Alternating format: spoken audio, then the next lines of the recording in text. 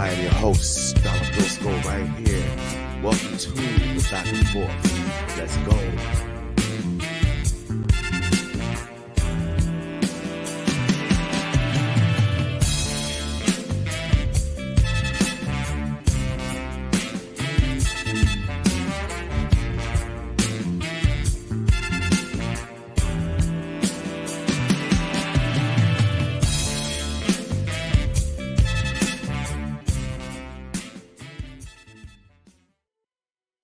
Oh yeah, oh yeah, oh yeah. We back. We are live. We are live.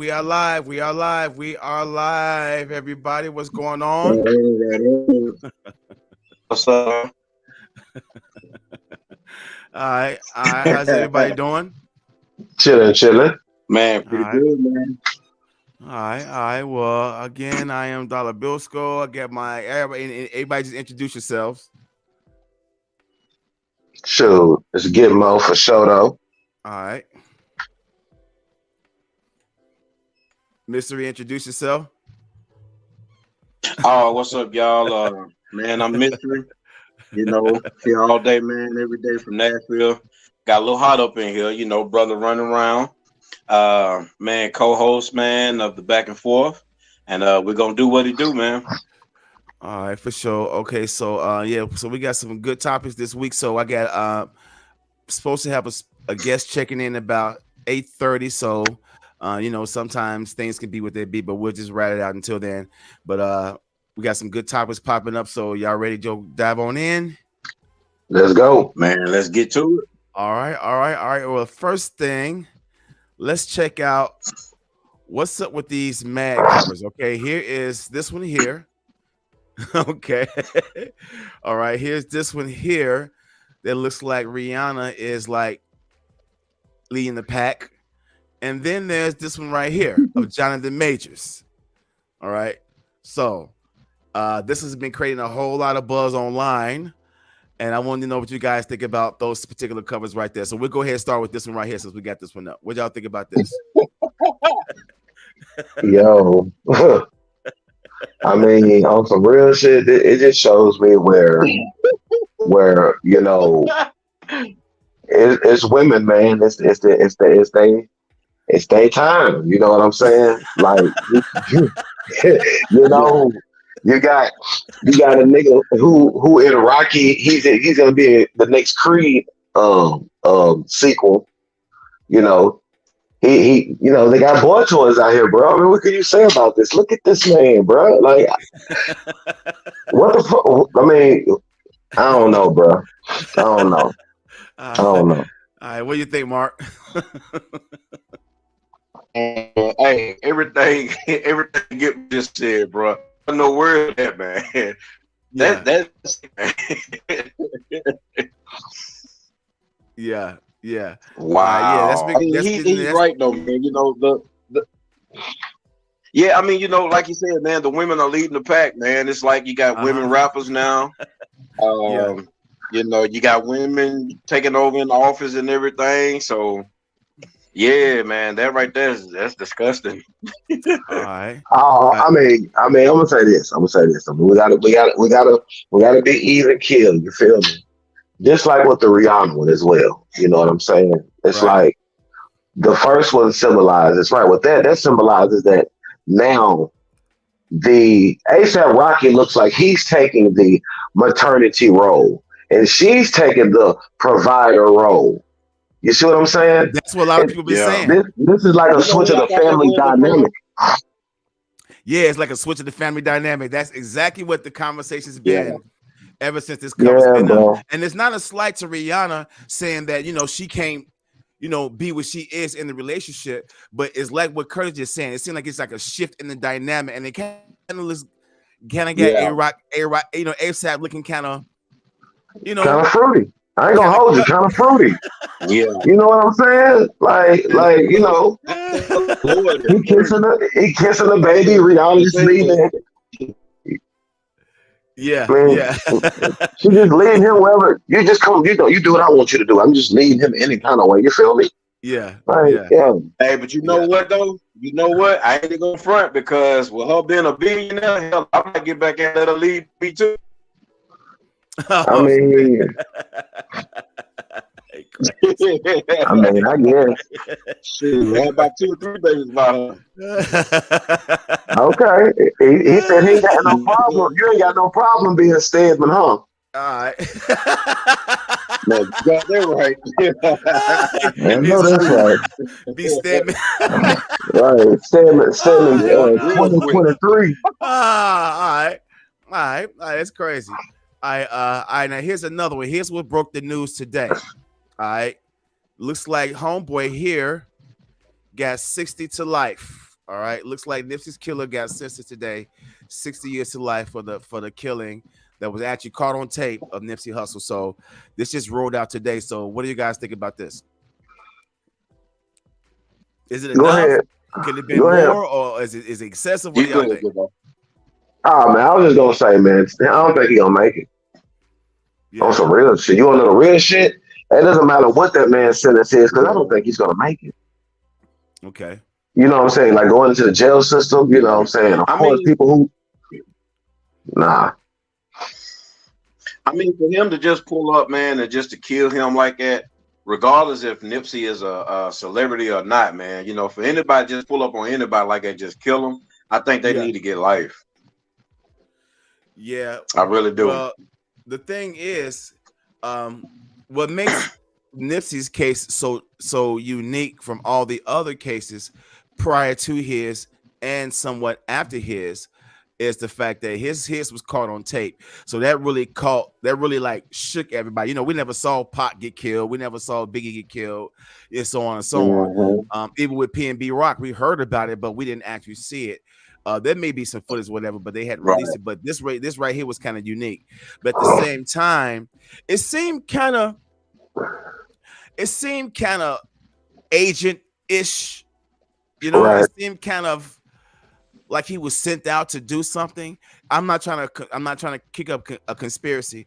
This is just some of the stuff that's been talked about online. So I'm not the only one that's been saying this. But it's just that Right. for him to just walk up on dude, and then he's saying that Nipsey called him a snitch. But the thing is, what the word is, Nipsey never called him that in that conversation. Maybe in that conversation, maybe prior. I don't know how it goes, but I think 60 years is appropriate. I think he should just went on. They just went on and gave his ass life. My Right. opinion. Yeah. I sound a little funny. They rolling 60, so they probably gave him 60 to serve that rolling 60 years or something. Right. Right. Being funny, hell yeah. They probably did.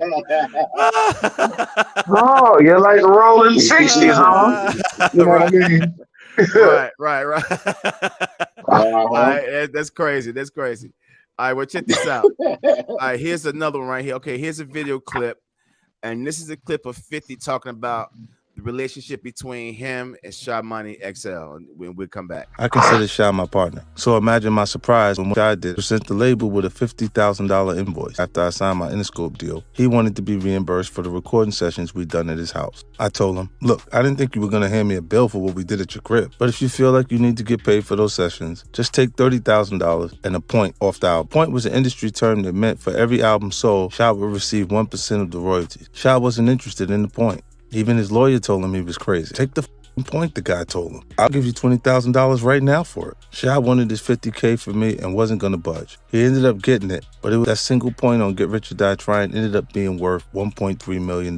He didn't just lose over $1 million either. After Get Rich or Die Trying, Interscope offered me a $15 million deal for G-Unit Records. Once that deal was signed, Sha started hanging around my office a lot. I guess he thought he was gonna get some of that budget too. Nope, you ain't getting none of this money. You took your equity out of the situation when you demanded the $50,000. Now you've been paid for everything you've done. Our relationship was never the same. Whoa. All right. So Sha Money XL wanted to get reimbursed, I guess, for some of the money that he paid, early on to help 50 get on, which was 50 grand in total.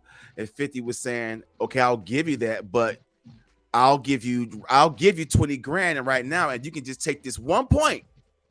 1 point. All right. And he didn't want that. And then he messed himself up out of the deal. And that's the reason why people need to understand the music industry, because those points matter. So, all right, y'all go ahead. Mm-hmm. Nah, I agree with that. I agree with that. Yeah, and the test results says Shy Money is a dumbass. Right. Yeah, yeah. I'm telling you, Because man. like you said, man, them points, man, those points, yeah, they really add up, man. They mean something. Yes. And what did the album? Did that album go diamond? Yeah. I think so. Okay. So Get that Richard that means time, so 10 million. right. So even to this day, Mm-hmm. Shy Money XL could still be getting money from the 1 point Yep. that 50 Cent offered him. You see what I'm saying? Mm-hmm.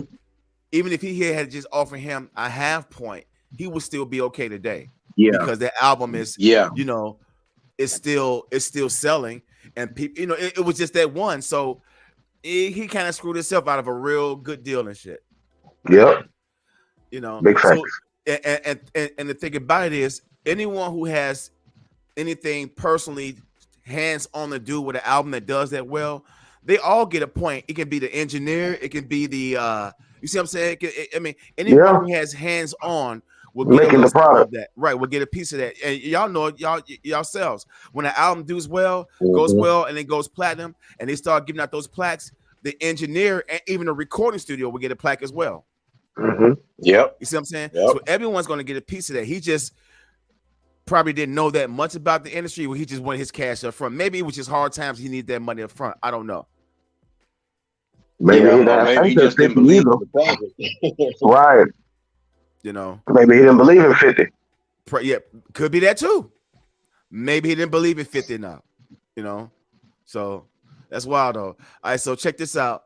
Here is a clip that talks about what the original Nothing But the G thing would have been, and we'll come back. Did you know this Dr. Dre and Snoop Dogg classic 1, 2, 3 into the 4. almost sounded like this? 1, 2, 3 into the 4. Snoop Doggy Dogg and Dr. Dre is at the door. According to Snoop, this was the initial beat he wrote his verses to, which he actually began while in jail, recording the song's first demo over the phone. He called in and I taped the receiver of the phone to the mic. You can hear jail sounds in the back and everything. Dre would eventually swap the beat for a sample of this Leon Hayward record, which he found at his mom's house.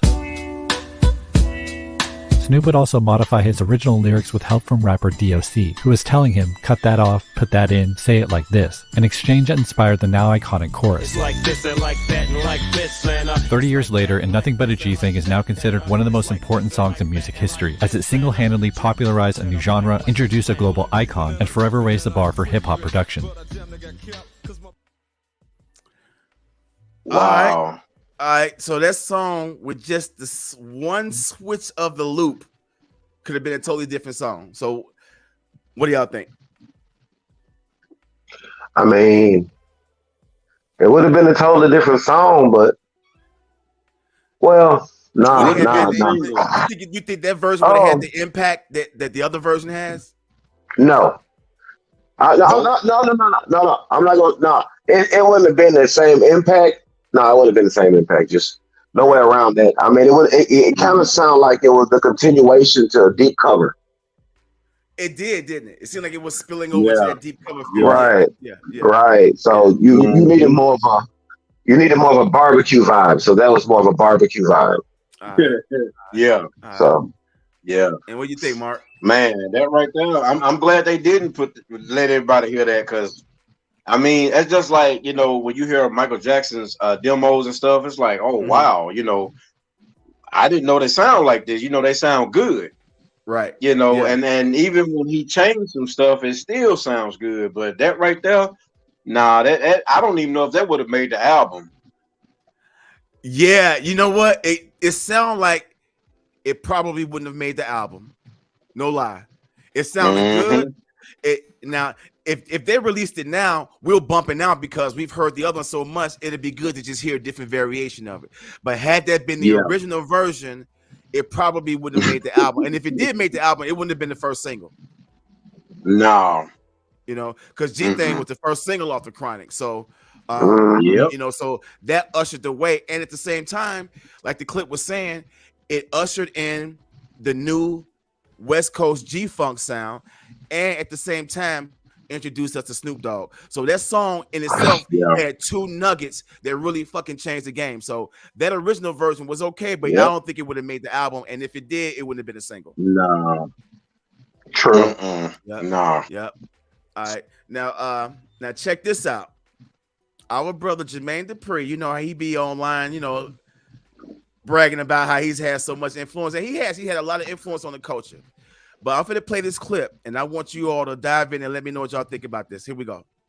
I put young niggas in the music industry. Nobody else. I'm the reason why young exists in rap music today. I'm the reason why little niggas call themselves little. It was nobody out before Little Bow Wow. If you got little in front of your name and you claim you didn't get that from Bow Wow, you're lying. Whoa. Wow. Jermaine Dupri is saying before Lil Bow Wow, there was no other rappers in the rap industry using little in their name. He's saying if you did it, it's after you heard of Bow Wow. Now, let me jump in first on this shit. Okay. I love you, Jermaine Dupri, but your ass is all the fucking way wrong, okay? Lil Bow Wow didn't get introduced worldwide by way of you until 2000. I just did the knowledge on this, okay? What about Lil Kim in 95, huh? What about Lil C? All right? What about Lil Fame from MOP? Okay? What about Lil Rodney C from Double Trouble back in the fucking 70s? All right. So what the hell is on Jermaine Dupri's mind, y'all? Y'all go ahead. I mean, it could be the brat being pregnant.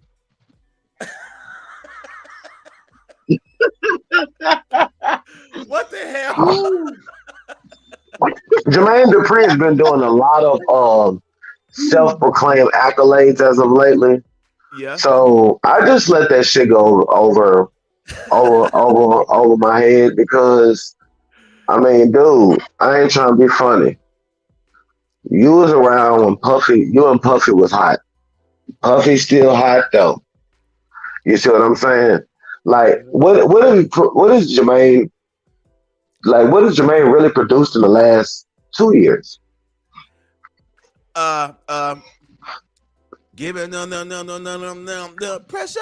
He did personal. Yeah, he did that. Okay, he got one track. Okay, cool. He's current. He got one track.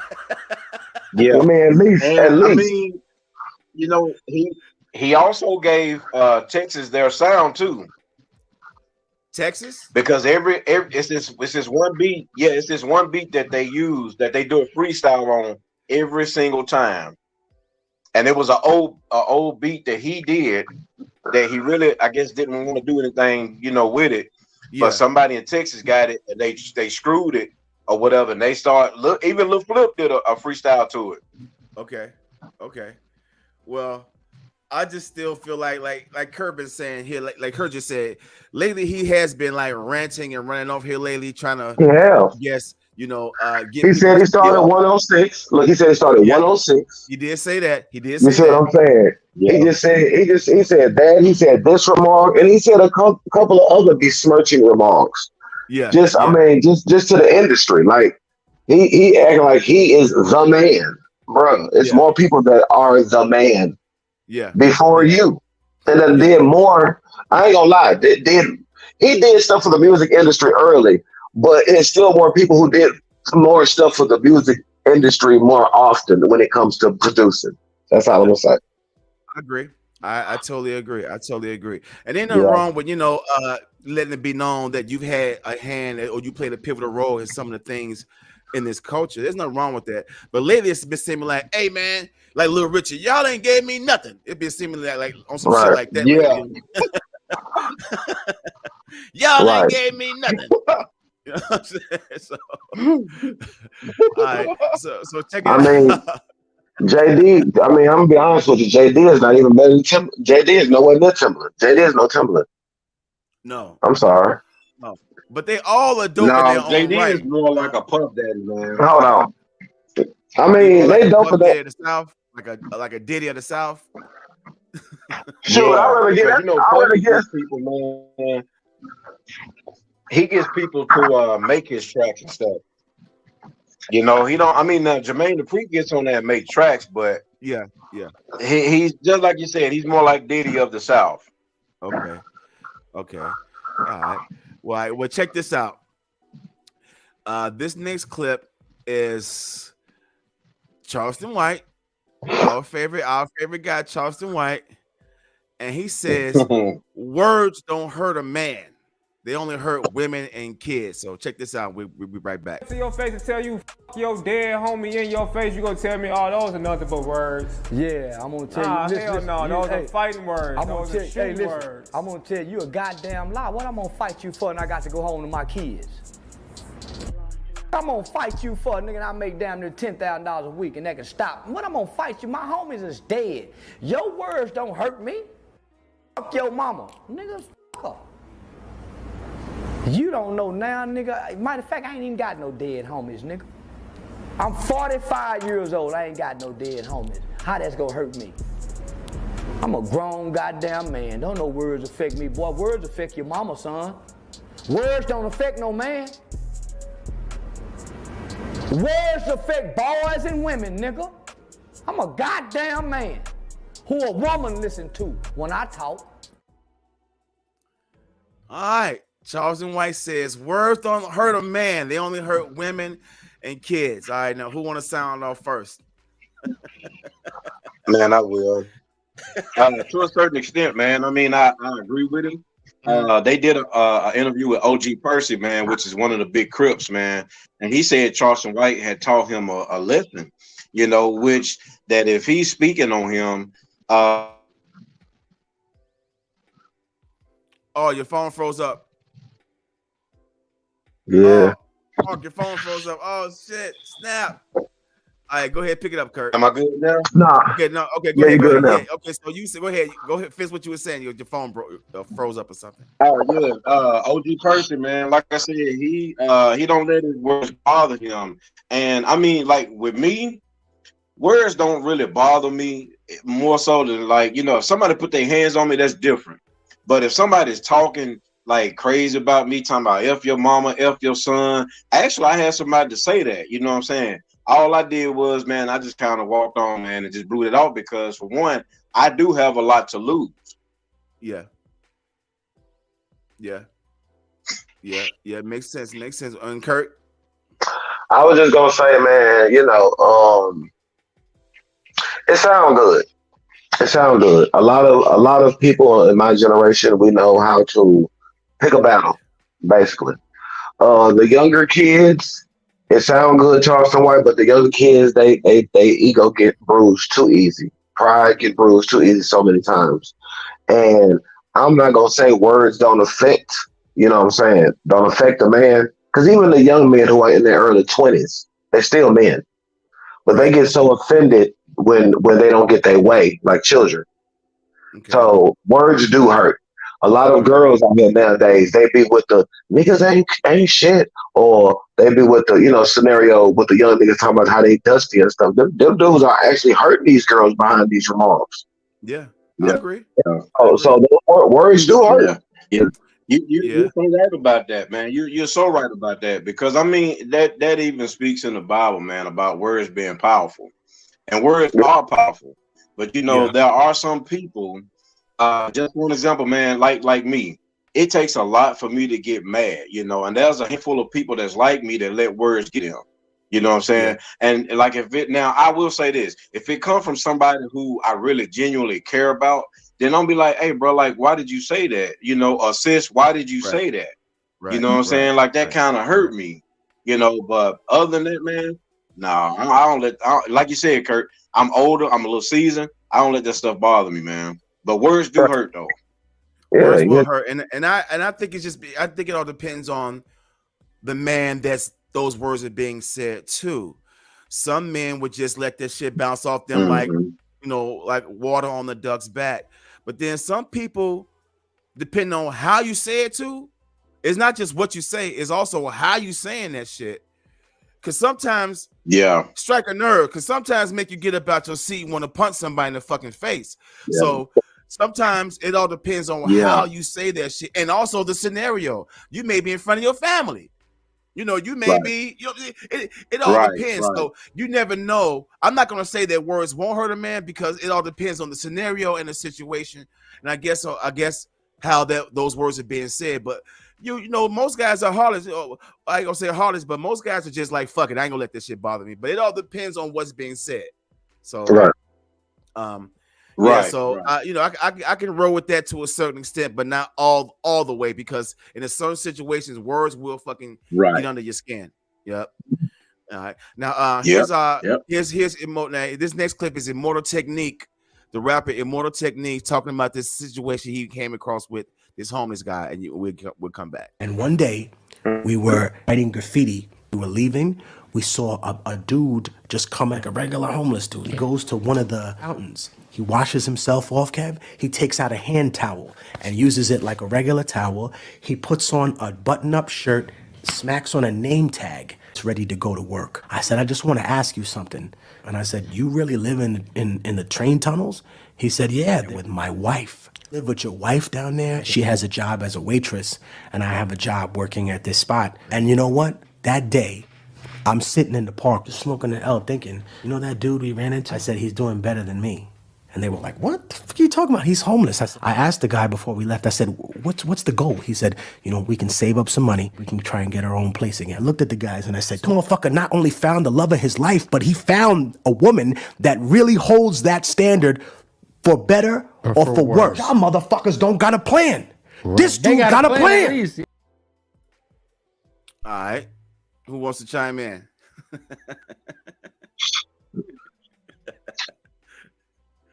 Good luck trying to have any woman live in a motherfucking tunnel with your ass in 2023. Good luck on that shit.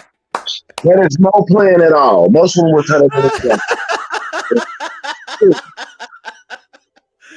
No, oh my goodness. like you, no, because I hear so much, y'all. Like for real, like women that say, "I'll let the man lead as long as he can lead me somewhere." Girl, he gonna lead you in the darkness out this mug from now. So, right. Girls do not believe in struggle love. That's what me and my friends call it, struggle love. That poor love. Yeah. The person was really there because they liked you. I'd rather take the struggle love than the rich love, because the rich love, they wouldn't be there if you was poor.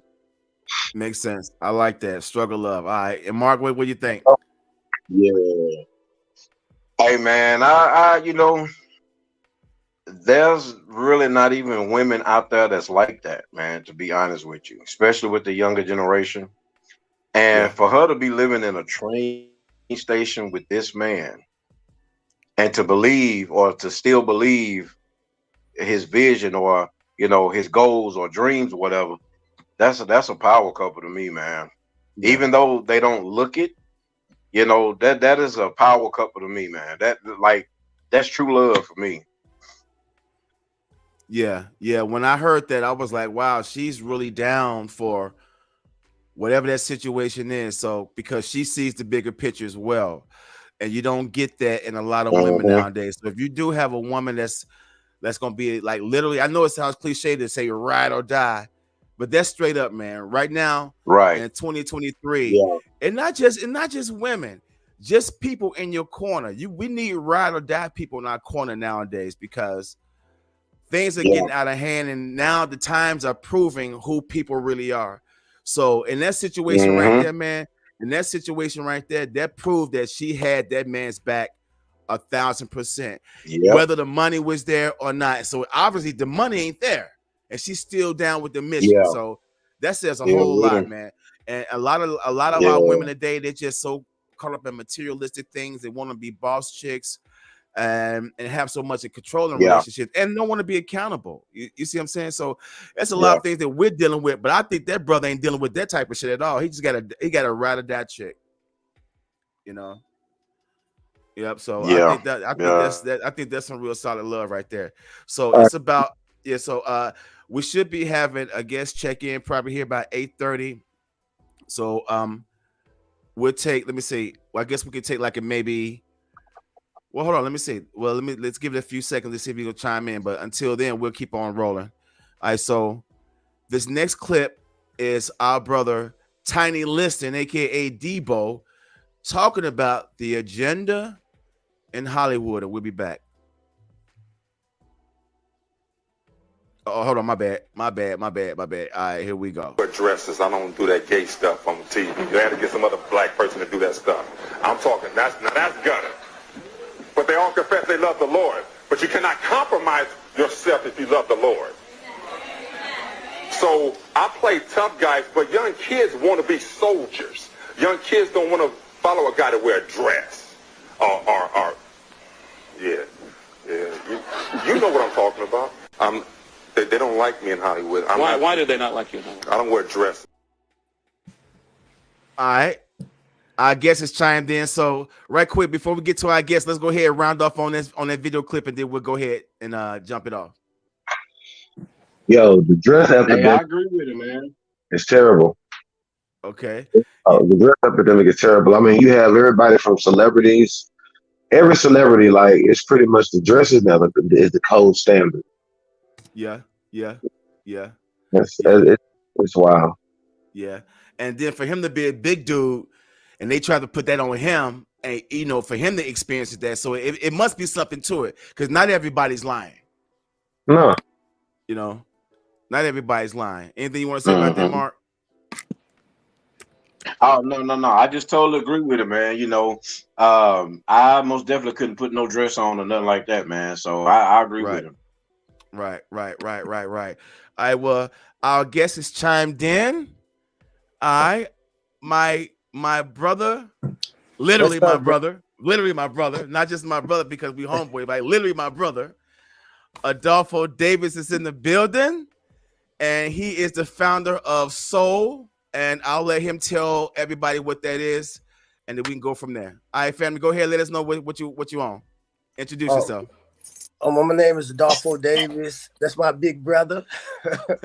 And I'm the founder of s.o.u.l, Saving Our Urban Leaders, non-for-profit organization based in Chicago, Illinois, South Side. But I try to serve all sides of Chicago because we all one community. And the reason why I came up with that, because I was incarcerated for 29 years. They sentenced me to life without the possibility of parole at the age of 14. And in 2015, the United States Supreme Court ruled that it was unconstitutional to give a juvenile mandatory life. So they sentenced me to 60 years, which I did 30. And while in prison, I just kept seeing my brothers come back and forth to prison. I'm like, man, why y'all keep coming back? They say it's no opportunities out here. So I just sat there and just try to design blueprints of programs to help our at-risk youth. So when I got out, it was only right to come out here and do that. You know what I'm saying? Trying to save our kids from ending up where I was or dead, especially in the city of Chicago. As you know, on the news every day, a young kid or somebody getting killed. Mm-hmm. So I dedicated my life to making a difference in the same communities which I caused harm when I was a kid. That is some straight up giving back. That's real right there. So I most definitely applaud that. So tell me, so far since you started this organization, what has been the impact, and what are some of the things that you all have, I guess, on the table for this year? Could you repeat that? Okay, yeah, most definitely. My question was, since the start of this organization, what has been the impact on the city, and what are some of the things you have all lined up for this year? Well, I've been doing, I do violent prevention. Right now, I go to the Peace Academy on Tuesdays and Wednesdays for 18 weeks to get my certified certificate to be an outreach worker. But I do outreach work right now. So we canvass the community. We get CPICs, which is we get notifications from the police letting us know somebody been shot, and we'll respond to it. We'll go out to make sure it ain't no spillovers, because a lot of shootings, everybody always think it's gang activities, but it's most of the time it's not. You just have a lot of people within our communities that's struggling, that's end up robbing somebody or high, and the media always label it gang activities, so they won't, for the public won't understand that we have people out here that's poor, that's trying to make a way, and this the only means of getting it, and they end up shooting somebody and killing somebody because they're in a bad situation. So what we do, we try to catch the spillover and talk to both sides to make sure, like, look, man, this is not what really happened. Don't let nobody say something different, so they won't retaliate and try to go to the other mobs and kill them, and vice versa. So we try to stop it at the door. We do pop-ups in the community where we'll just find a hot spot where a lot of violence happening. We'll pop up with a barbecue grill, cases of pops, juice, resources, and we just pass out free food and free resources and just build a relationship with the community, let them know we out here and we ain't going nowhere. So this year so far, I did a rally in front of the Juvenile Detention Center in Chicago, Illinois, because right now they are housing young men and young women in a juvenile detention center because DCFS, the Department of Children and Family Services, don't have no room to place them. Wow. So instead of finding somewhere to put them, they locking them up. And most of the kids is our color, black and brown. Yeah. So, but the city is opening up schools that have been closed down to bring the people from what I forgot what country, but other people from war that's coming to refugee over here. They opening up these schools to place them. And my problem is, and my issue with this is, that's cool, but why you didn't have the same thought when it comes to our kids? Right. You can open these same schools. You can do the same thing and put our kids in there instead of keeping them incarcerated, which is illegal. According to the law, you can only hold a child 30 days until placement. But they had the longest kid that been in there 7 months. Whoa. So what we're doing is trying to bring attention to it because a lot of people don't know about it. So I'm trying to bring awareness to what's going on in the city concerning that issue. So right now, I'm dealing with that issue, and I'm also dealing with prison reform. Because in a lot of these prisons, especially in Southern Illinois, Menard, you have Menard is the headquarters for the KKK. Whoa, straight up, I never knew that. Randolph County is the birthplace of the KKK. So they built the prison down there called Menard Prison. So they hanging our brothers down there and saying they hung themselves. Then when I was down there, they did not feed me for days. You there? Your phone blacked out. So I had to come to a point. I was so hungry, I started eating toothpaste and toilet paper. I didn't swallow it, but I put it right here to keep me going. And if you get into it with the officers down there, you'll wake up in the morning with a noose in front of your cell. And your phone blacked out, Spoon. Oh, you can hear me now? I can hear you, but we can't see you. Oh, you can't see me? Yeah, that's crazy. But my camera on. Yeah, I see that it's on. I see that it's on. Well, no, I can't see this on, but I can see that it's just blacked out, but I hear your voice very clear. Yeah, I don't know, but I see y'all, I see me, and it's not blocked, so I don't understand why I'm not coming through. Okay, we'll see if you can disconnect and then reconnect again. Okay.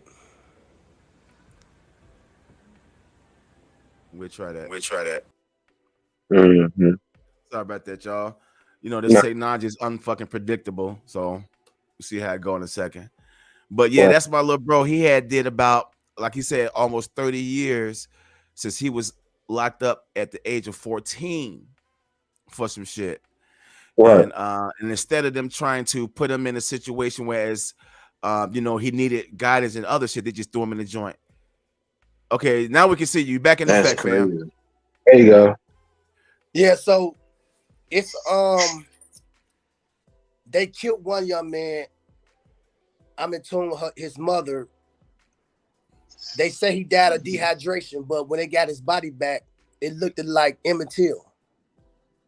Wow. And yeah, it was bad. So she filed a lawsuit, but in Menard, it's like you born into a job. They already, if they have babies, they already know they're finna be correctional officers. They already know they finna be police. So the town is protected because they all family and friends. So once the young man died, they sent it to a friend who was a coroner. Then they sent it to another friend who is the police. Everything is connected to cover everything up. So that is my main focus on trying to shut Menard down and get them brothers from out of there and hold the police accountable for what they doing to our brothers down there. And the prison system in itself is not designed to rehabilitate us. Right. It's designed to make us angry, make us frustrated. And when we get out, we release that pain on the people that's closest to us, our family and our community. So we can return back into a place to keep them a job. So right now, my focus is on changing the prison system, making it more a rehabilitation place instead of a punishment place, and trying to get our kids out of the juvenile detention center into a placement, not just any placement, a safe place so they can grow and enjoy their life. So right now, those are the things on my radar right now. Okay, that sounds fucking deep. Okay, so before we go on with the rest of the show, you guys got any questions for him before we head off to the rest of the show? No. Okay, so I have a few questions. But go ahead, Mark. I have some questions though. Oh, no. I was about to say, man, I would like to get his information, man, after the show, man, because I mean, I would like to try to do something about that too, man. That's like sickening, man. And that hurts me to my heart, man, for real. Yeah.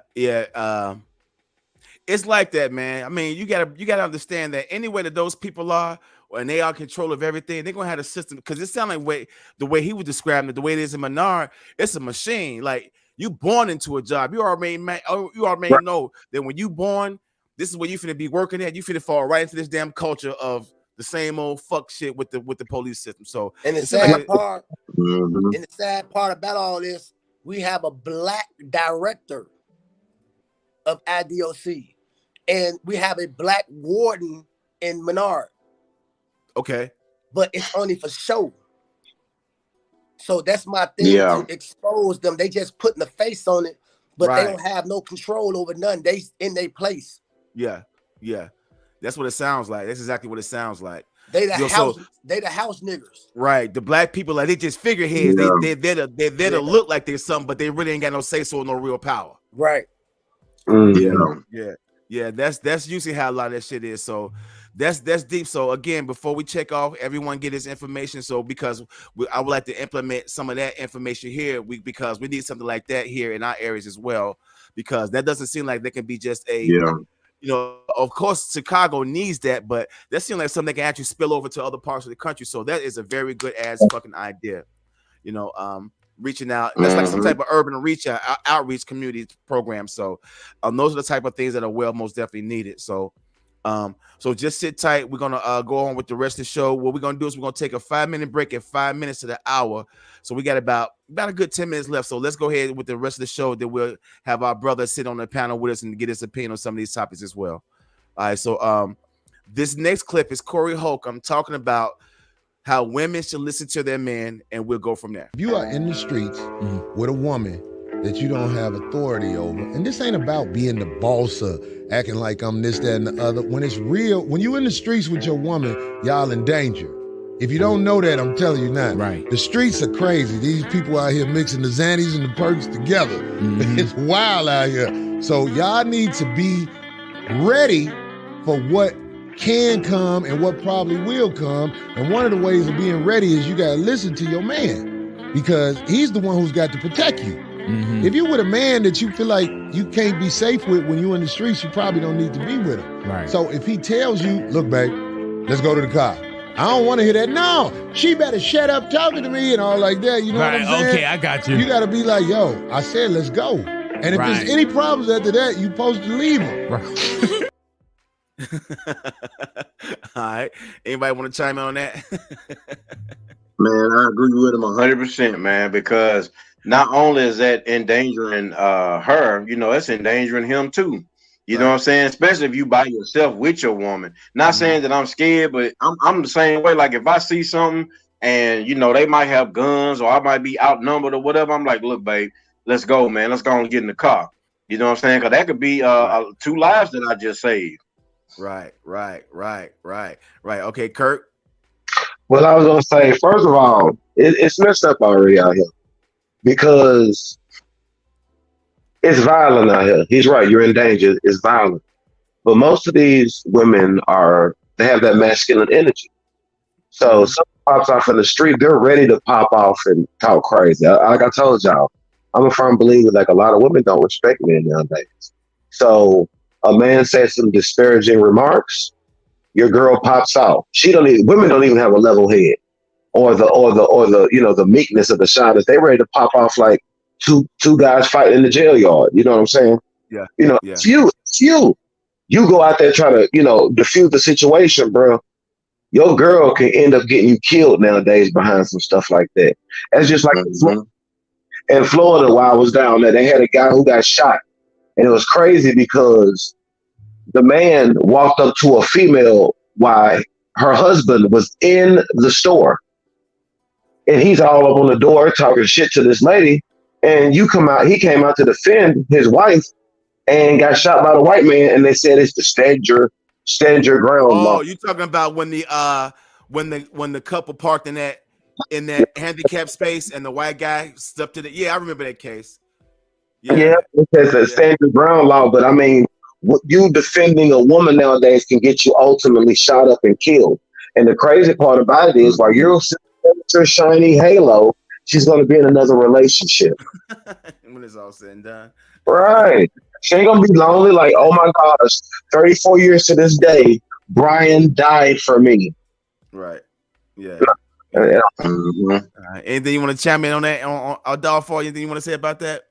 I just believe in these days, our women try to be more men than women. And they just believe that they can say anything and do anything and we gonna protect them. Like what I've been through in my life, I cherish my time. Yeah. So if I'm with someone that's out there like that and they get into it and I say, babe, let's go, and you still talking, when you look around, I ain't gonna be right there. Yeah. Because at the end of the day, what you do affects me and what I do affects you. So every step I take, I'm gonna be thinking about the ripple effect of my actions. So if I take this step towards this way, it's gonna affect all my people. So I'm not gonna take that step in a negative direction. So if you're not moving in that same way for me, then we don't got nothing else to talk about. Because like I say, my life is precious. I got brothers, I got sisters, I got mother, I got a father who I want to see and I want to make memories with, and you trying to put me in a position where I can't do that. Yeah. Have a nice life. Yeah. And keep it moving. But I just believe that our kids already, their brain is undeveloped. They taking all these drugs. So they already dealing, they got trauma on trauma. So they ready. The anger might not be towards me. Yeah. It just comes out when I enter into his world at that moment. Yeah. I was in a prison with thousands of people that moment, somebody was in that moment and they took their life. Damn. So I just like, man, you never know what another person going through mentally. So I'm gonna step back from that. And if she wanna argue, you go get beat up, you go get shot. That's on you. But I'm gone. Yeah. Well, call 911. I'm with going through what I'm going through. Went through. Call the police if you feel your life threatened. Ain't all this. Don't do nothing but make people more angry. Yeah. So shut your mouth. If you ain't gonna pick up the phone and call the police, let's keep it moving. Yeah. Makes sense to me.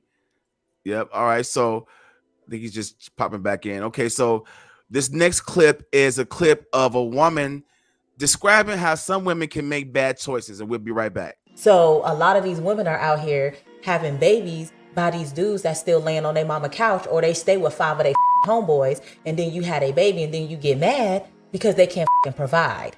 So now you're like, oh, I'm not trusting these. No, honey, you can't trust what you picked. Oh, that's the thing. All right. What do y'all think? You said a mouthful, bro. Like, I tell women all day, you guys are the worst detectives ever. To be so hard on men, bro, they always manage to pick that one that was not good for them. And then after they small sample size, they peg and paint all dudes with the same brush. Yep. But nowadays, bro, I'll tell you the truth, I think that's a cop-out.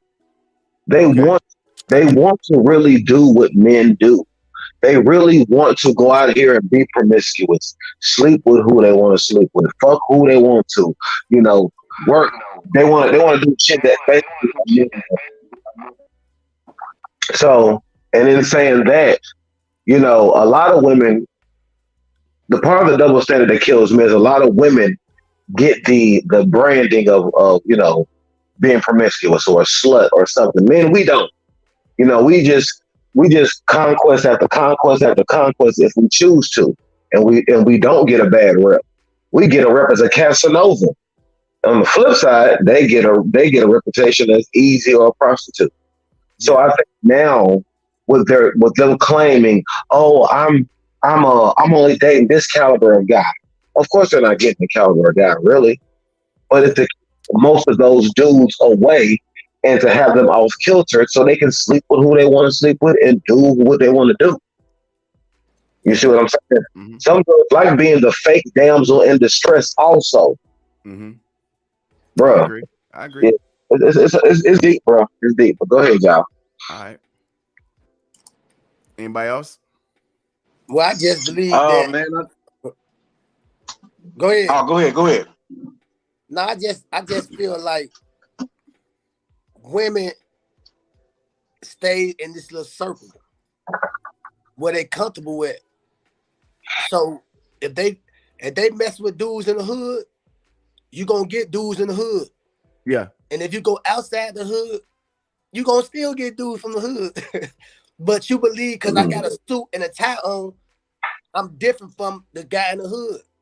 So it all comes down to this life. We gonna have our ups and downs in relationships. That's a part of life. We got to find the right spot where we gonna be at.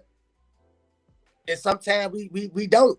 And we find women that play games. They find men that play games.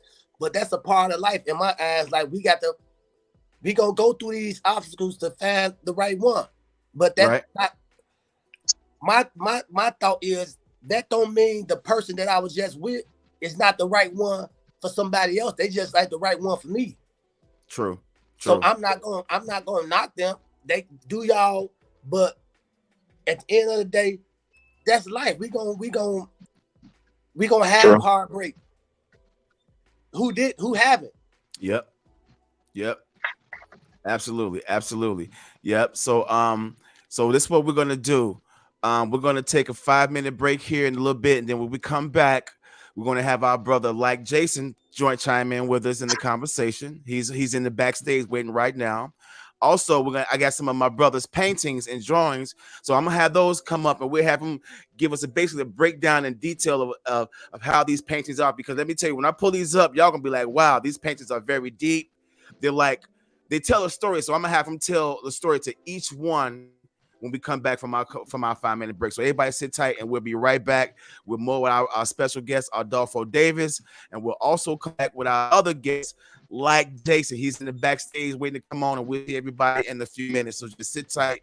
We'll see y'all in 5.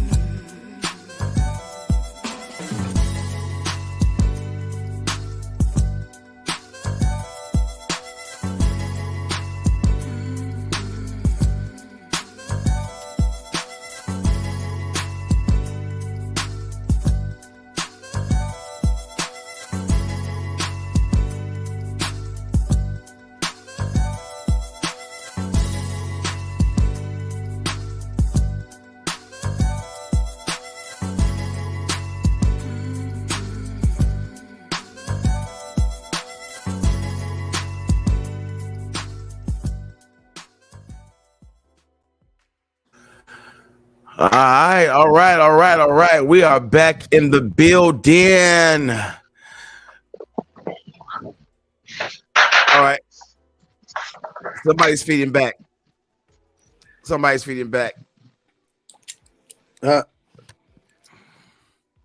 My check.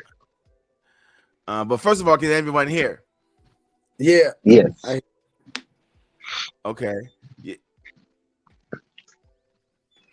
Okay. Cool. Done deal. There we go. You know what I was doing? Hold on. I was hearing my own fucking feedback. I had another. That wasn't even y'all. That was me. That's crazy. Right. That was my goofy ass and shit. All right, yo. So we back in the building, yo. Shouts out, big ups again to our special guest Adolfo Davis and our other homeboy LikeJason for checking in. Jason, unmute your mic right quick, Jason, so we can hear you check in right quick. I can't hear you.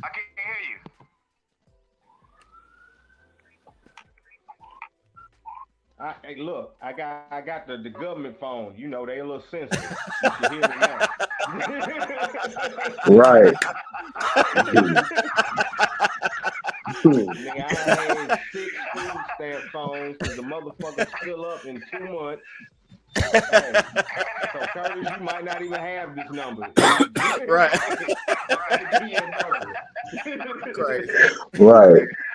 Right on.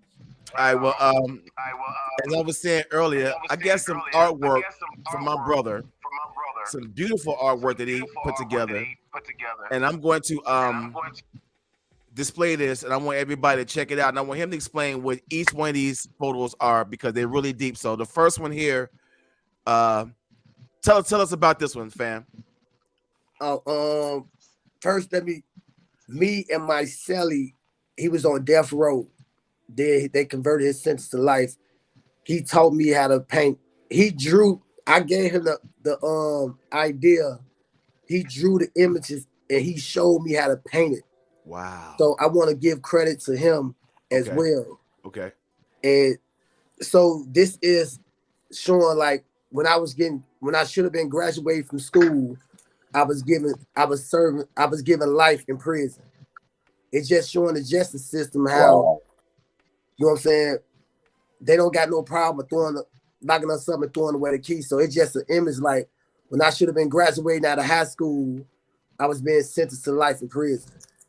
Wow. Wow. So is there a name? Is there a name for this particular piece? No, it's a series. It's called Choices. Okay. All right.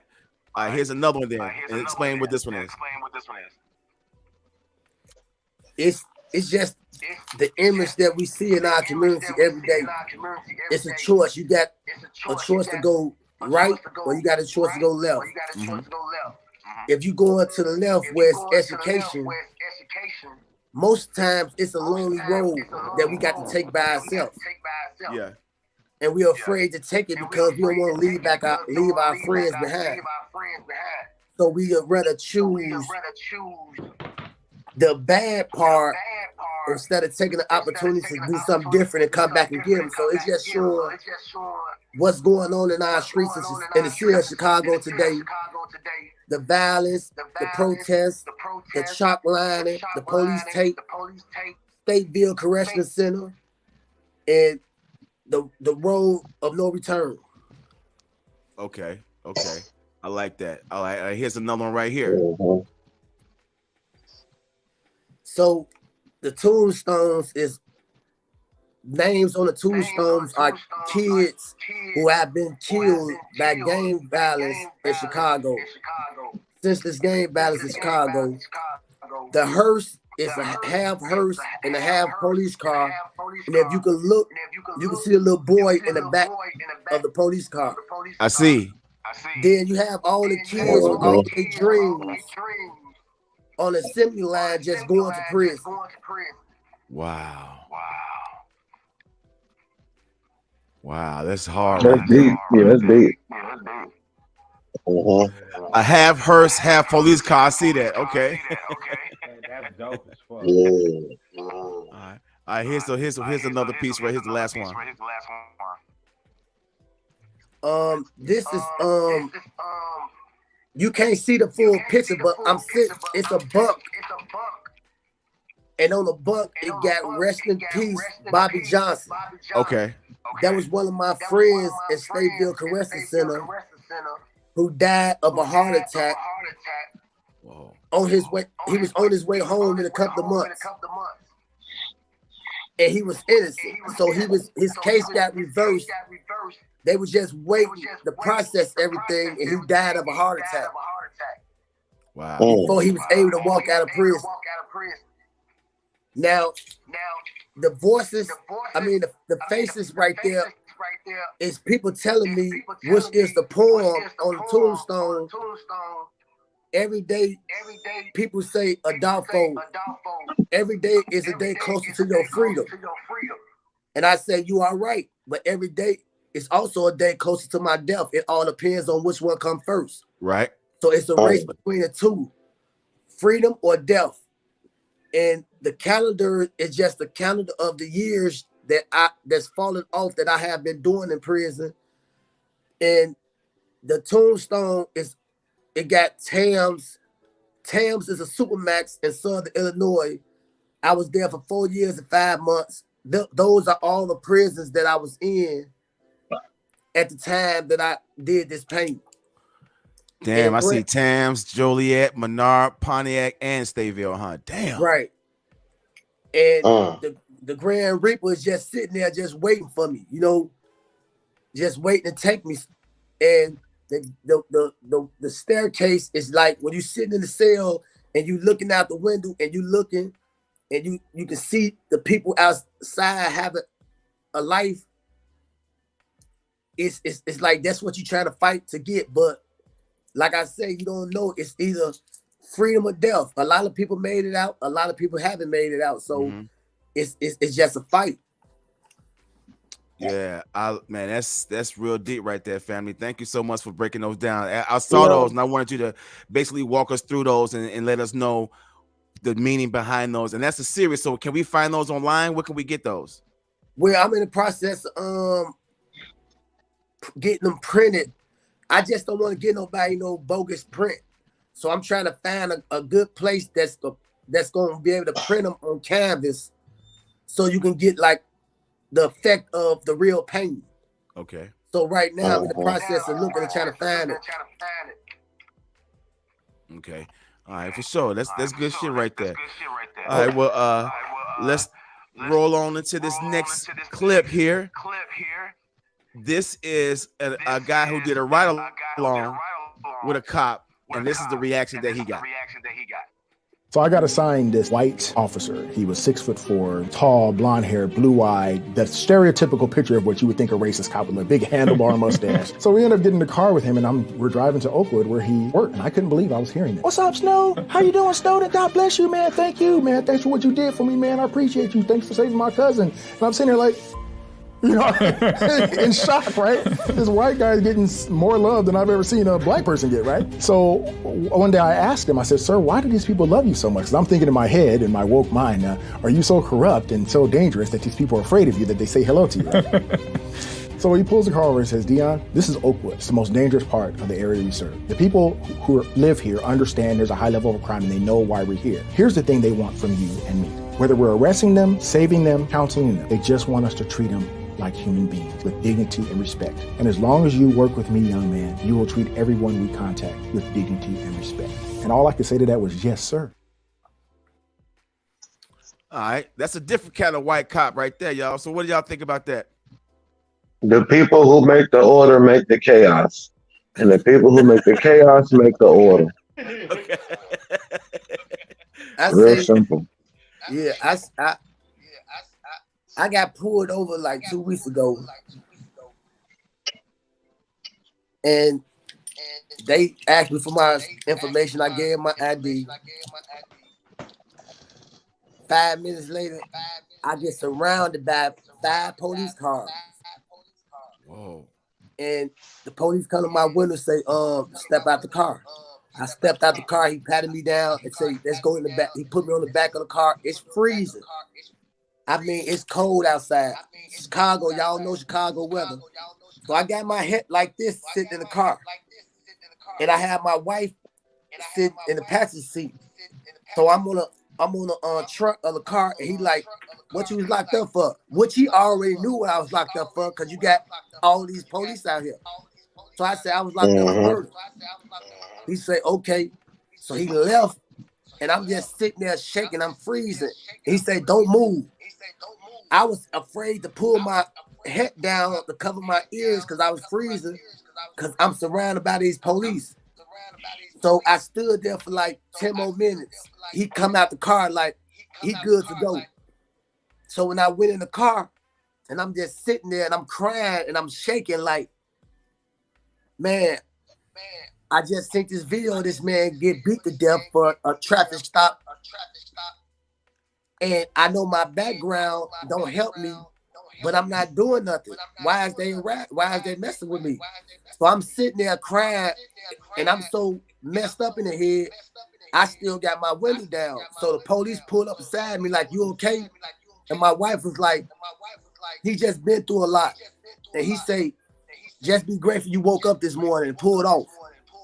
Damn. Just I like said, that. just like that. So I didn't know how. I'm just sitting there like, what?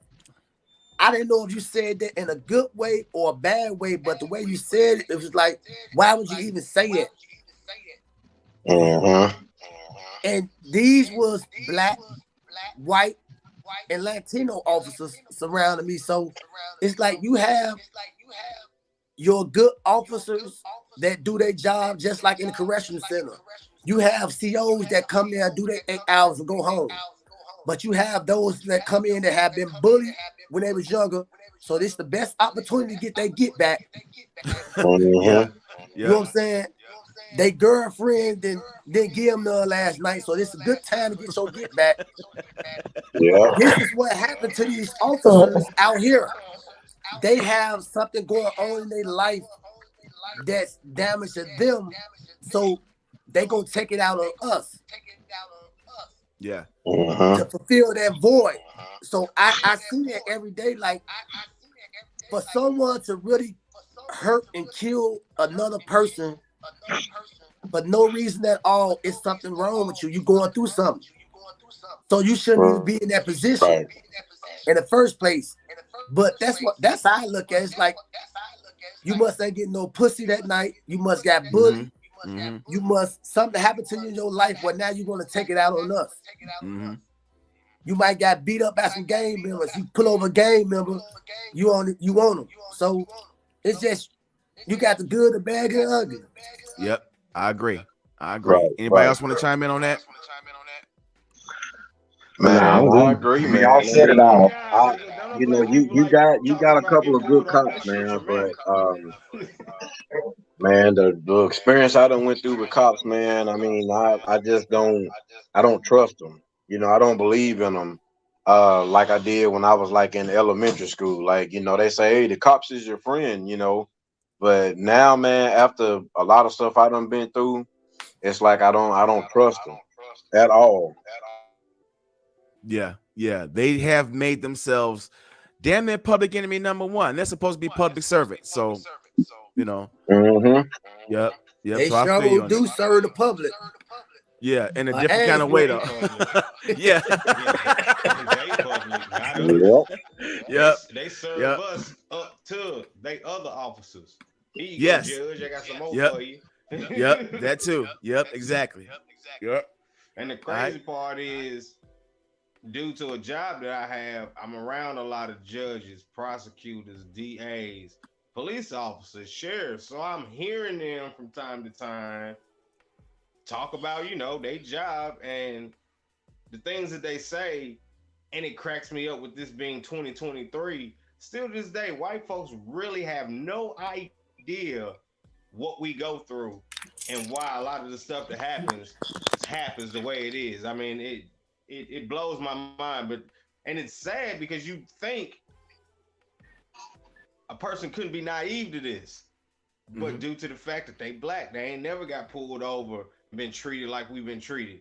They have no idea what we go through every day. And I'm telling you, I've been where I'm at for 6 years. I still ain't got no license. Nigga, I'm terrified every day. Every day, every day. Man. Every day. I bet you they wouldn't trade places with us either. Sometimes, Dollar, I'd be like, look, I'm trying to watch your I show work just so I with can make it back home from dropping my kids off. I work with a lot of white people, right? And they think and I tell them all the time, I say, listen, I appreciate what y'all are doing, but I'm gonna be real with you. Stop acting like y'all know what we going through. That's disrespectful to us because you can have sympathy for us, empathy for us, all of that, but don't ever say I understand what you're going through because you don't. You might get harassed by the police, but your harassment is not like ours. You might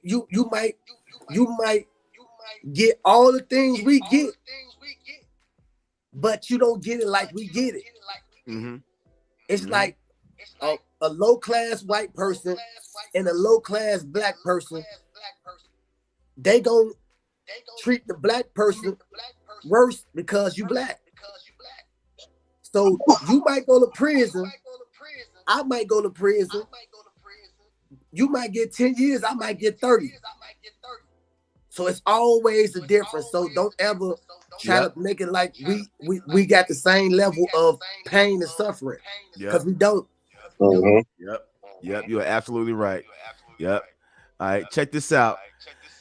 Here is some that says the state profits from child support. Check this out. Hey, yo, is this true? The state is profiting off of child Is this support? real? Correct. And in most states, the Judicial Retirement Fund is funded from this money. So the more child support that's issued from the family courts, the larger the judicial retirement. What? It's a massive program. It's the size of the largest defense programs. So Is the that incentives true? are absolutely huge. All right. So that clip is saying that most states, if they're not all of them, saying that when a judge retires from their position, their retirement fund is mainly backed by child support. What do y'all think about that? I can believe. Yeah, I can believe. But you know what the crazy part? I saw something, and it say if a woman can't take care of their kid, they put them on public aid. If a man can't take care of the kid, they lock them up. What's the difference? I don't know. Yeah. So why is that? Why? Yeah. If a woman can't take care of her kids, she gets assistance. If a man can't take care of his kid, he gets put on child support and go to jail. I don't get it. They want us out the picture. They want the women to depend on the government and so-called be independent. Like that clip you said you showed earlier about the place of a woman. If a woman feel that they got independence, they don't respect us because they feel they're on the same level. Yep. So the system want to make them believe they're on the same level with us, so they don't need us. So they will have a single parent home. And as you notice within our community, a single parent home don't lead to nothing but mass incarceration, violence in our community. So it's all designed to do the same thing. It's just different forms of they master plan. They just got different levels of it. And child support is one of them. Yes, I agree. I totally agree. Anybody else want to chime in on that? Man, he hit the dead on the head. Yeah. Because I mean, it's all at the end of the day, you must understand that we are a part of a society that's designed to keep us on the bottom. Everything, including that. So if they can get a black family in court, the goal is to keep y'all separated and one, bankrupt the father right off the rip. The more of us is in debt, it probably makes them feel better. So it's part of, I mean, literally, I don't want to sound like a, conspiracy theorist, but everything is a distraction to keep you from what you're supposed to be being, if that makes any sense to anybody. Yeah. And the fact that we and our black woman cannot have a conversation about a dispute, it's something that they capitalize on and they promote it and they promote our division. Versus if you're really trying to help people, when you give examples of black families being together, no, we get the total opposite. So at the same time, when there's people that's like, well, no, there's things that can be done. Yeah, but as long as there's things that are out there to make that counterproductive, what's the point of you even saying it? You know what I'm saying? Yeah. How are you gonna tell me how I'm gonna help myself if you got 10 other plans to keep me from helping myself? Yeah. Makes sense. Yep. Makes sense. The only thing I can say and I'm only speaking from experience, when it comes to a family that's being separated, and I've said this and I got blocked on Facebook for it, you and the woman, y'all just got to be real with each other. Y'all know who's full of shit and who ain't. Whoever's the more responsible person, that's who should have the kids.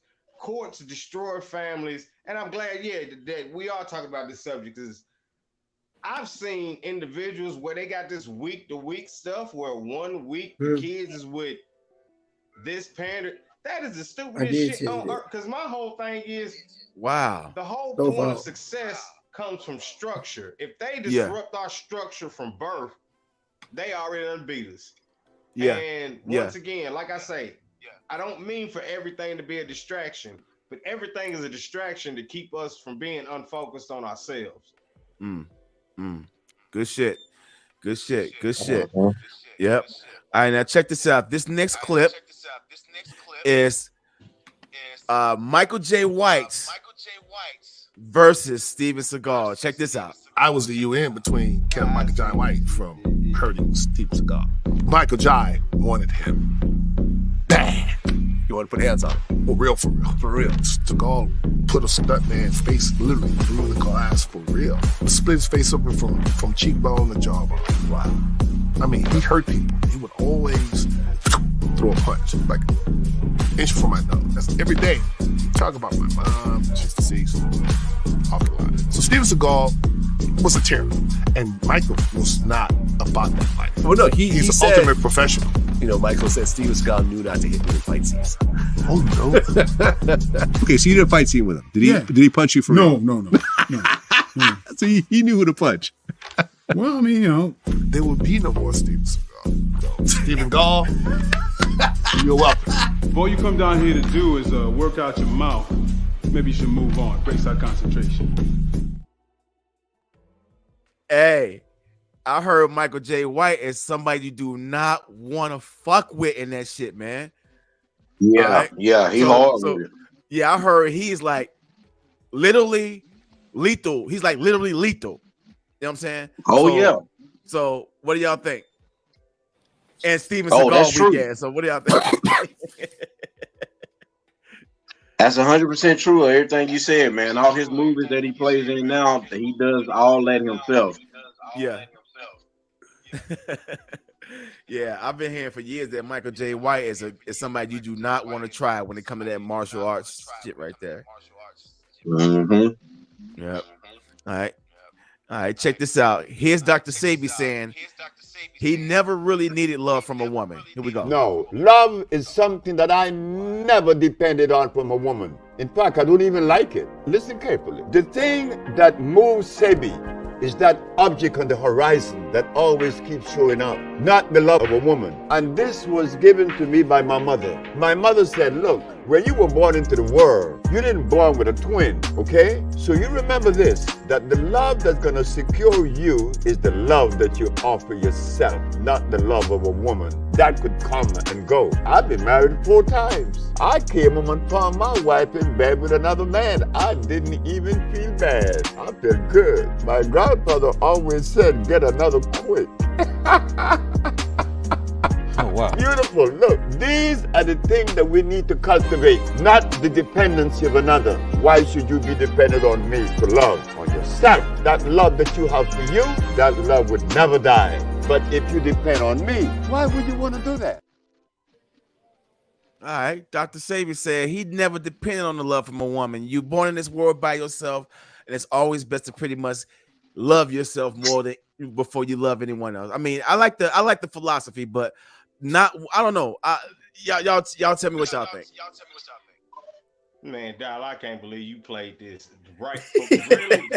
Man, okay, look here. I'm gonna keep it 100 with y'all. Kurt, I can't hear your mic. Yeah, you can hear me, right? I'm talking about Curtis. The hardest week of my life was when my wife came to me and said, "I'm sorry, this doesn't work, and you just don't make me happy. I don't think this is gonna work." If you only understood how hard it took every bone inch in my body to have a straight face and say, okay, when she walked away from me, nigga, I had to act like I was upset for a week, bro. When he said he was happy when a woman walks out your life, people should not be mad at breakups. And I'm only speaking from experience because yeah, you gonna have your emotions wrapped up in the woman because y'all had time together, but at the end of the day, if you only realize in that moment how much stuff you are freed upon, and that's where people should stop being afraid. It's almost like we enjoy suffering. We'll keep dealing with somebody and think that, oh, we supposed to endure this and this will get better and over time. No, when a person shows you who they are, we supposed to believe them. We don't want to believe them just because we're in love with them. That's our first mistake. And Curtis will tell you, I'm the first one that should have been taking his own advice. But dude, I literally had to pretend, and I'll never forget that day because literally she pulled off after I packed up her car for her. And she stopped at the driveway. I closed the door and I watched her through the window, wait to see if I would come back out the house. What was the whole point of all of that? That's the kind of stuff that you don't need in your life. You don't need uncertainty. You don't need confusion. So, man, I can't believe Dr. Sebi said, man, Nick, I got Dr. Sebi book right here. Nigga, no, I'm reading it right now, bro. I'm reading it right now. I can't believe you just played this man. And I'm looking at I'm reading this man book right now, bro. So, yes, that's very factual. Go ahead, Kurt. You just fall in love with the wrong thing and don't know how to let go. So in that book, where is the chapter where he got them lines from Goldie from the Mac? That's what I'm looking for. That's what you sound like. I'm in the back. I'm over here. My mic's fucked up, and I'm trying to say, and this is the nigga who cured AIDS? Okay. I got you. Yeah. Real, that's real. Yeah. I know it is, but I'm just being funny, man. It's just like, but I'm going to say this too, y'all. People like that, they really don't value their relationships. Scientists, they spend way too many hours in the lab. A doctor spends way too much time at the hospital. A lawyer spends way too much time at the office. You know, these are people who do things that are not the humanitarian. You know what I'm saying? These are people who do things that really pivotally change the world for good or for bad. So those are the type of guys who really don't have time to seek value in emotion, basically. I feel you. Makes sense. So, I can see that. I can see Yeah, that. I do feel you. Yeah. I can see that. All right. I mean, I don't want All right, to well, be like, I'm making money, I ain't got time for it, but that's kind of what it is. Yeah, that's what it sounds like. Yeah. Yep. All right, now check this out. This is a clip of a vigilante dad, and we're all fathers, so with the exception of Kurt. But here we go. Check this out, and this is very deep. Doucette, a karate instructor, had abducted 11-year-old Jody Plauché several weeks earlier and taken him to California. When Jody was rescued and returned to his family, his father Gary was coping with reports that Doucette had sexually assaulted his son. We didn't know what to do. You just feel helpless. 10 days later, when the police flew Doucette back to face trial, Gary Plauché was waiting with a gun. As the suspect came through the airport, I readied my camera, raised it up to get a close-up shot of him. As I got a close-up shot and as he got parallel to me, Gary Plauché shoots and kills him. Gary, why? Gary, why? And to this day, it stands out in my mind, the shooter, Gary Plauché, says, if it had been your child, you would have done the same thing too. Today, Abram McGull is an assistant U.S. attorney and views that tape through the eyes of a federal prosecutor. I would have to say the videotape was the most ideal witness in this case. You can actually see him take the gun out of his boot, pull it up to the shoulder level of Jeff Doucette and pull the trigger and shoot him. Yet Plauché, after pleading no contest to manslaughter, got off with only 5 years probation. Well, all right. Now I remember this when this happened. Do you any have you any heard this story before? I did, and if that was a black person, he would have got the death penalty. I agree. But on another level though, I wouldn't did it. The person I am now, because now I don't know how you don't know how long you was gonna get, but you was gonna be taken away from your kid. The same thing when he kidnapped your son, how you felt being gone, your son being away from you.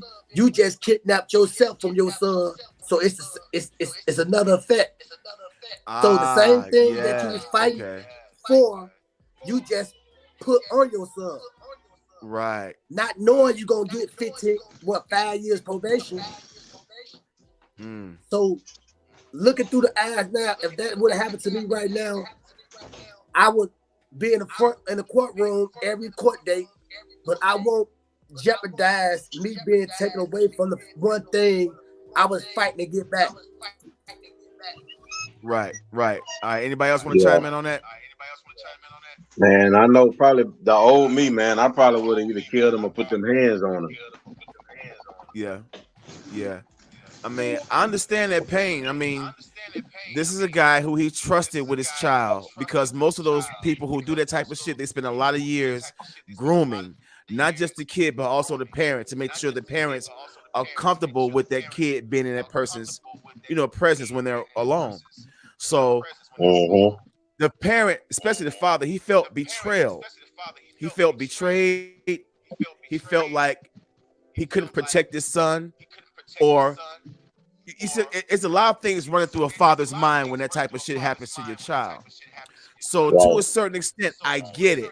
But at the same time, I see Adolfo's point as well. You don't want to further take yourself away from your son. You want to be there for your son through this whole process. So you doing that, putting you in jail. I get it. So I see both sides. It's just that I don't know which side I would take. I'm going to be honest with you. I don't know which side I would take. The old me, the new me. I don't know which side I would take, because I have a son that's 18. He can fend for himself, but at the same time, I don't know. Yeah, that's a hard one, man. I probably would have put the deuce on him, but right. Yeah, but he blew his brains out right there on fucking television. Right there, yeah. Yeah. That's crazy. Yeah. He almost had that on the camera, literally. Yep. All right, so here is a clip. Like I said, I wouldn't have took it that far, but ooh. Yeah. But again, at the same time, it all depends on the person, what's going on within that person's head, what they feeling. So it's touchy. It's very touchy.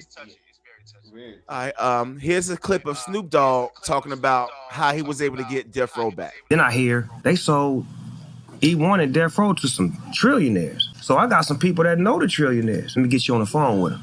Yeah, what's that? We got Death Row. We don't know what to do with it. I do. How much it costs? Boop, boop. How much my masters cost? God damn. Hold on, give me a minute. So I maneuver. Let me just get Death Row. I don't even want the masters right now. Because it's all scheme. It's chess, it ain't checkers. Get Death Row. They announced Snoop Dogg got Death Row, but this what niggas say. He ain't got the masters.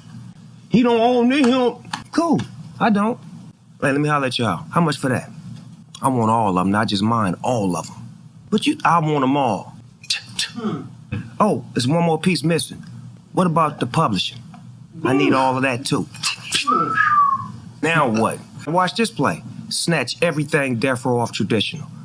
iTunes, Apple, All the Spotify, DSPs off. Batapa, freeze. Snoop buys back Death Row. All right, what do y'all think about that? I was so happy that day should have been a fucking holiday.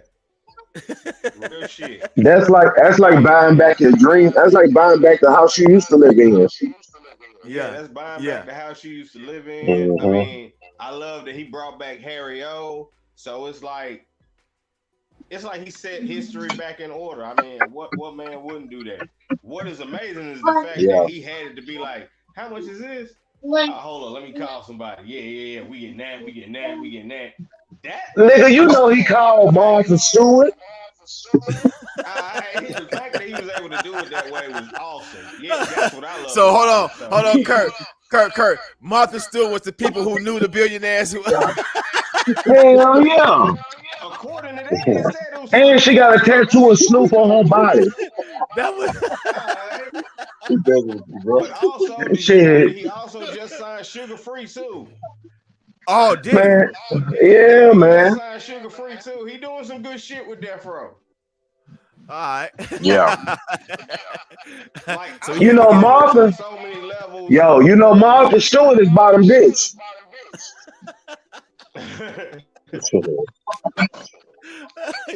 Yeah. Snoop is setting history right. That's a beautiful Yeah. thing for him and everybody. I mean, we was all fans of Death Row, so we hated how they had ended the way it did. So that is a positive. Yeah. All right, check this out. Here's a clip that says, of all the sins in the world, really only 2 is going to guarantee you hell. Check it out. 2 places where Jesus said you can go to hell. Only 2 sins. There are many other sins listed in Sermon on the Mount. Telling lies, divorcing, hating your neighbor, that's a sin. Giving money to let other people see it, praying in public to impress others, that's a sin. Or fasting and letting everybody know about it, loving money, being anxious, judging others. So many things. Matthew 5, 6, and 7. But out of all these sins, he picks out 2 and said, they will send you to hell. If you pray and let other people know about it, you won't go to hell. It's a sin. If you fast and advertise your fasting, it's a sin, but you won't go to hell. If you don't love your enemy, it's a sin, but you won't go to hell. When it came to anger and dirty thoughts and lusting with your eyes and sinning with your hand, he said that'll take you to hell. You read Matthew 5 and 6. Okay. He said when it comes to dirty thoughts and sinning with your hand. What is sinning with your hand? I don't know unless you beating your meat. That's the only thing I can think of. That's what I'm saying. Is it me or social media that started this anti-jack-off culture? I mean, it just seemed like all I see is this. I'm like, dude, I done seen so many Yeah, people maybe doing me shit, too. man. It's addictive, and people going to rehab. I mean, So everybody in jail going to hell. Man, I guess so. Do they understand people surviving? They got to do what they got to do, and all of a sudden, I just want to X all them out. Oh my goodness! The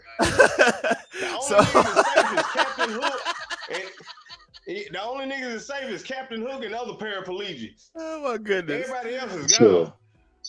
Because everybody guilty of that.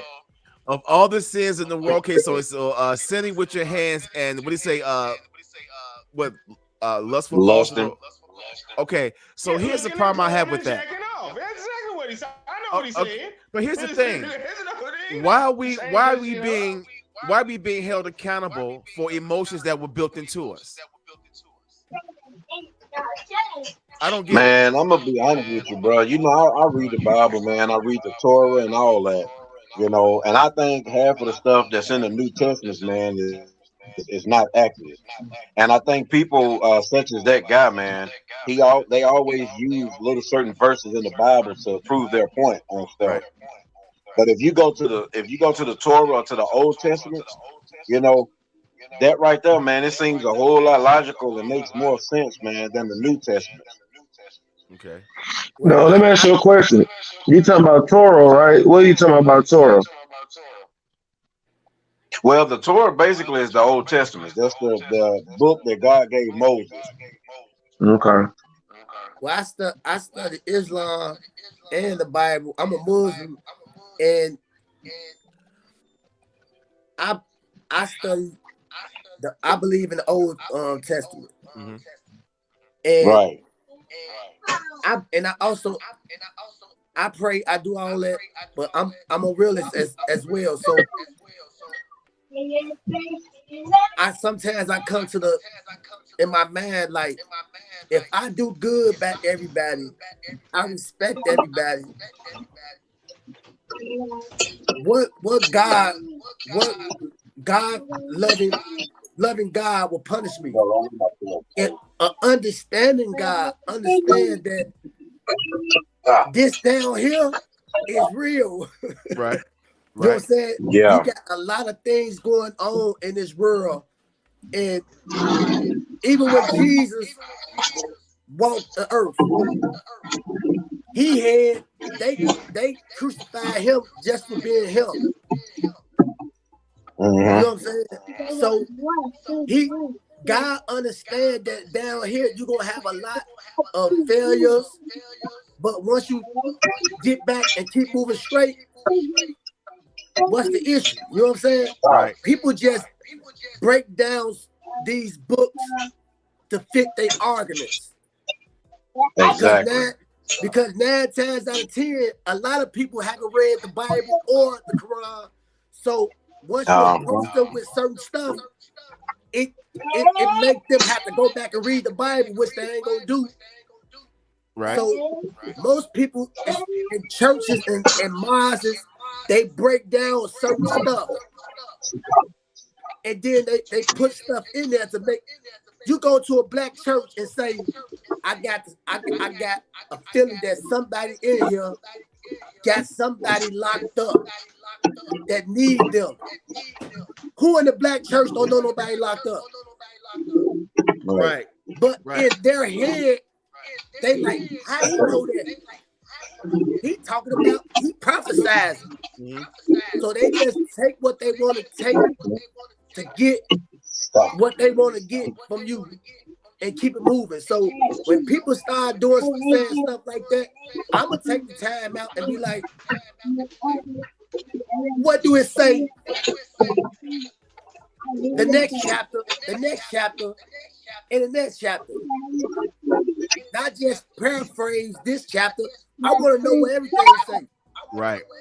Because that's how they get in our head and throw these little things at us, little quotes, and we believe them. Because we don't want to take time out to go study for ourselves. I agree. I totally agree. Yep. Anybody else got something to say about that? Got a copyright on it.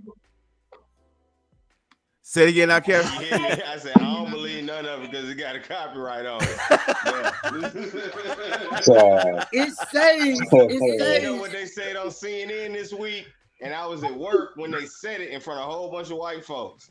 They said that the Pope worships the prima donna, which is supposedly Aset and Azar that gave birth to Haru, where they got the story of Jesus from. And I said, oh shit. And I said it out loud accidentally. And I was thinking it to myself. I said, that nigga pray to the same nigga I do. Because, you know, I named my daughter Aset. So I was like, what? And then all these white people turned and looked at me. I had to just walk off. It was funny as fuck. But I'm like, my thing with religion is if we all are acknowledging that it comes from Africa, what's with the name changes? What's with the confusion? Why do we have to, like he said, why do we have to twist and turn it to make it comfortable for whoever is the current oppressor at the time? You feel where I'm coming from? Yeah, but you know the history is told by the victors, so Divide and conquer. Yeah, divide and conquer too. Yeah, all of that. Because we the original people. They took us and brought us here. A lot of people don't know when some of the slaves was like, I can't wait till Jesus to return. They was talking about a slave boat. One of the Right, the slave great ship. ships. Right, the great ship Jesus.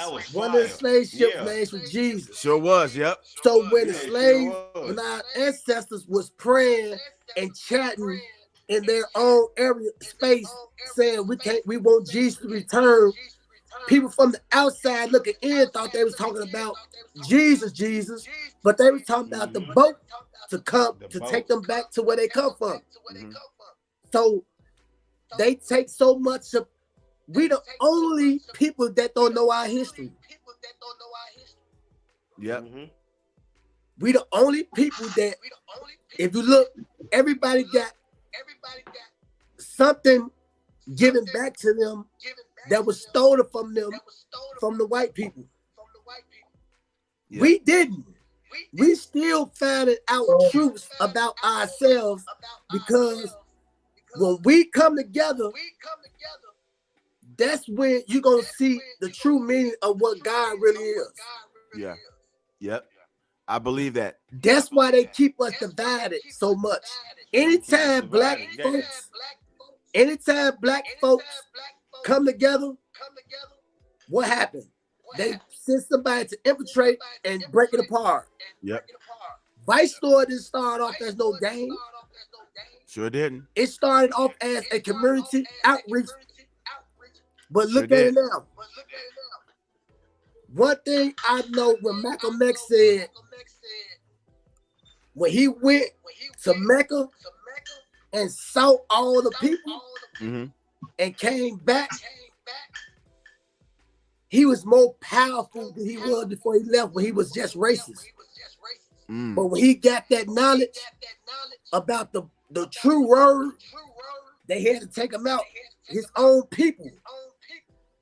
Because when we come together in the truth, we can't be stopped. So they come up with all these different things: the Bible, the Quran, Jehovah's Witnesses, whatever you might. It keep us separated. It keep us divided. Yeah. If you a Muslim, I believe that. Well, I'm a Muslim, but I'm being real. I don't believe certain stuff. But if you don't pray 5 times a day, you sin. You sinning. Yeah. If I don't accept Jesus Christ as my Lord and Savior, I'm going to hell. Right. It's dividing everybody. Yeah. We can never come together because we have so many different layers of what we believe will not allow us to enter into anything else. So when he break down these scriptures, he just trying to get the people he can get on his side to build his army. Cherry picking.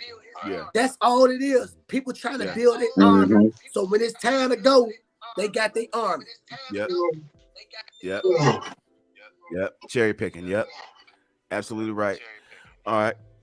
All right. And the last one before we cap everything off is one I think we all can have a little something to say about this. Is this it looks like right here is the end of Run DMC. All right, Jam Master Jay passed away.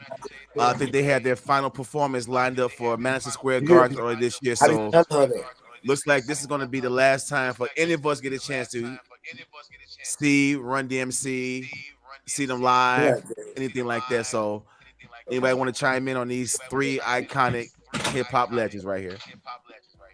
I mean, I'm just gonna say we need to always keep them in mind, pay them homage. I wonder how much the tickets are going for. And still one of my all-time favorites is Down with the King. Yeah, mine too. I love these guys. When I was young, I just go get me one of them big old ropes, put some clear fingernail polish on it for a stain my neck. Yeah. And rock out. They were, to me, they is what hip hop really is about. Yeah. They made it lovable. Yeah. They tuned up with Aerosmith. They knocked the game down when they went with Aerosmith. Yeah. So it's just sad that he got killed, but I love them, and I love they show when he had to show his I think it was Ron House. Yeah, Run's house. Yep. I love that show. How he always want to make. He took it back to the age where you had a different world. The Cosby Show. You had all these black images of positive black families. Yeah. So when he came, he showed us a good black family that's being productive and they had their ups and downs, but all together. When I looked at it, I say, man, I love for my kids to see this because he's showing them something good. Mm-hmm. It ain't just negative. Yeah. Like you got all these reality shows like Puff Daddy, he doing his band members bogus.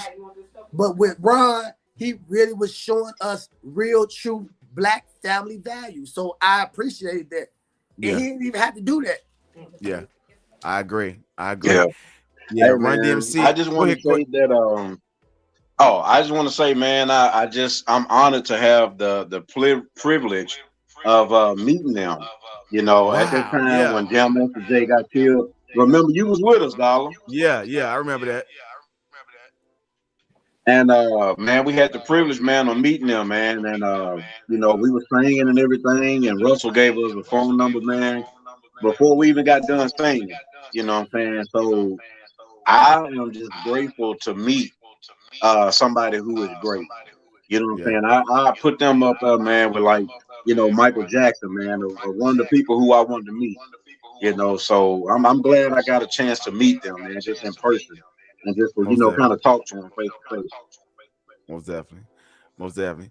Yeah, I would like to say that it was because of Run DMC they really got me involved with the culture, like really buying more rap records, really studying the culture.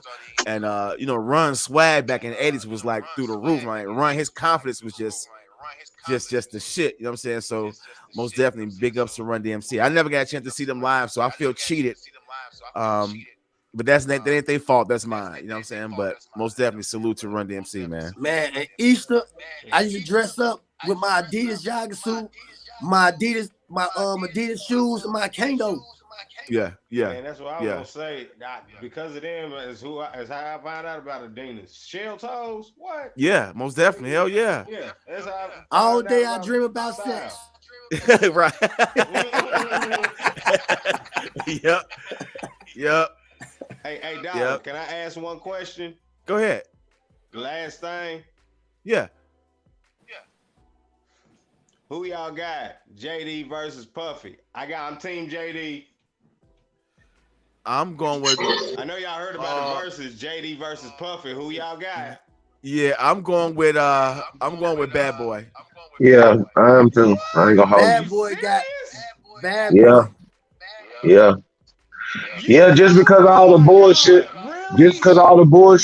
he been talking. Nope. Okay. Not only that, y'all this. He's still in the words of Big Gimp. in the music business. Yeah, sure is. Man, in the words of Big Gimp, JD got a top 10 charter right now. Pressure on the charts now. Puffy ain't did that since 2009. Come on now. Y'all finna see a show. Not true. After the verses, we gonna have another show with you on there, and we just want to apologize. You got that, yeah. I got faith in the ATL. Yeah. Y'all got me messed up. Y'all got me messed up. Hey, no. Listen to me. Check this out. But y'all I'm gonna tell y'all how something. many songs JD done did. I'm gonna tell y'all something. I predicted this almost 10 years ago. I did a podcast show where I did Bad Boy versus So Def. So I seen this shit coming. I seen this like 2010, 2011. So this is on the way. And I also predicted Dru Hill and Jodeci. So get ready for those. So that's probably finna come to as well. I would go with. I wouldn't put Jodeci and Dru Hill together though. Why not? Because they weren't never in the same era. Yeah, they were. I would put Jodeci with against with Guy. BBD. BVD or New Edition. God, Teddy Riley. I'll put Guy against Guy. Another Jonesy R&B versus group. Guy be hard. Yeah, I love Guy. Yeah, Guy. Yeah. Hold on. Guy only So, had hold on. 3 records though. Jonesy gonna smoke their ass.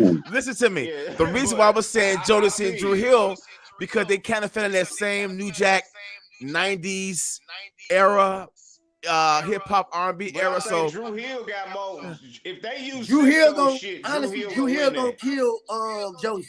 Think so? Yeah. Okay. Yeah, Drew Hill. If they use Cisco shit, they really gonna kill him. Oh yes, Mid Condition. I want to see Mid Condition go against Boys to Men. Oh shit. That's a good one. Mid Condition and Voice of Men. Wow. Okay. That's something. Yeah. That's something. Yeah. All right.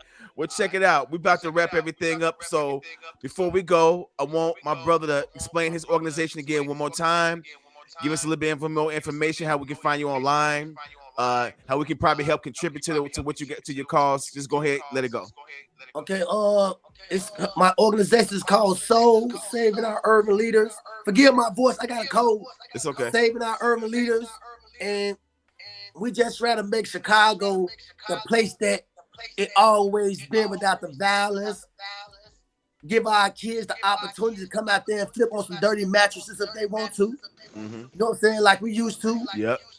Have block parties. So, and my email is saving our urban leaders at gmail.com. My website is saving our urban leaders.org. Right on.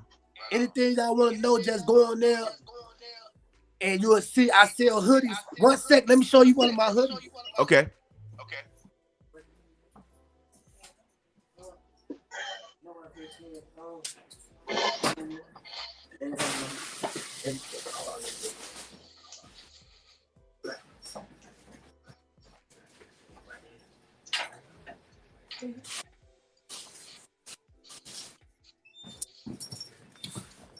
My bad. Here go one of my hoodies right here. All right. And it's got the artwork on the hoodie, right? Right. It got the artwork. No, I sell the hoodies, and what I do, once somebody buy one, I go to a school and give one to a kid. Wow. Okay. You know, and That's what's up. the money that I get, I also take it's $50 a hoodie. Mm-hmm. I take $10 off the hoodie and put it into a trust fund, and then at the end of the year, whatever it comes up with, we gonna go to a school and find an honorable student, and we gonna put it towards whatever help they might need going to college. Books. Wow. You know what I'm saying? Clothing, whatever they might need. So that's dope. That's what we on. So that's man, dope.